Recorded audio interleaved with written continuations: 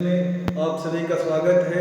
आज हम आप सभी लोगों को 7 से विभाज्यता का रूल आप लोगों को बताएंगे। तो देखिए नियम 1 देखिए, यदि किसी संख्या के इकाई अंक में 2 से गुणा कर शेष बचे अंकों से बड़ी संख्या में से घटाने पर जो योगफल आता है यदि वो 7 से विभाज्य हो जाता है तो यानी वो संख्या पूर्ण रूप से 7 से विभाजित हो जाएगी। तो उदाहरण देखिए 133 दिया हुआ है, यदि 133 दिया हुआ है तो इसके इकाई अंक पे हम विचार करें। इधर चलो इसका गणना करते हैं, इकाई दहाई सैकड़ा। इकाई के जगह पे 3 है तो यहाँ पे 3 है और यहाँ पे नियम में है कि 2 से गुणा करने पे इकाई के स्थान पर 2 अंक है उसमें 2 से गुणा करेंगे तो 6 आ गया, 3 गुना 6।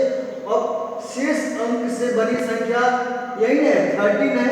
अब 13 में से इसको क्या करेंगे घटाएंगे, तो 13 में से 6 घटाएंगे तो 7 आ जाएगा, यानी फिर इसमें 7 में 7 से भाग देंगे, यानी 7 में हम 7 से जब भाग देंगे तो पूर्णतः विभाज्य है, यानी 133 में 7 से पूरा भाग लग सकता है।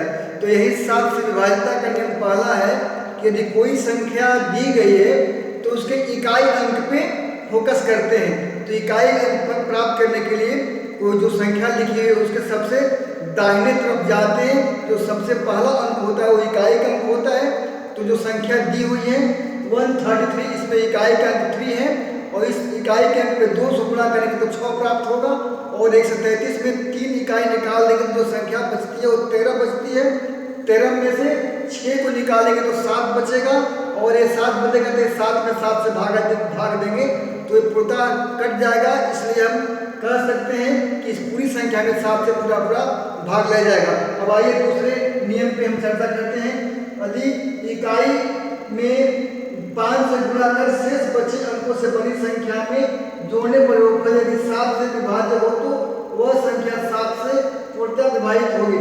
यानी यह नियम ये कहता है यदि कोई संख्या दी हुई है तो उसके इकाई अंक पे विचार करेंगे। तो यहाँ पे इकाई का अंक दिया है 441 है, 4 से 41 है, इसमें इकाई का अंक 1 है तो इकाई के अंक में हम 5 से गुणा करेंगे, 5 से गुणा करेंगे तो 5 आएगा और जो बाकी संख्या है 1 के बाद तो इसमें 44 है, तो 44 में 5 को जोड़ेंगे तो 49 हो जाएगा।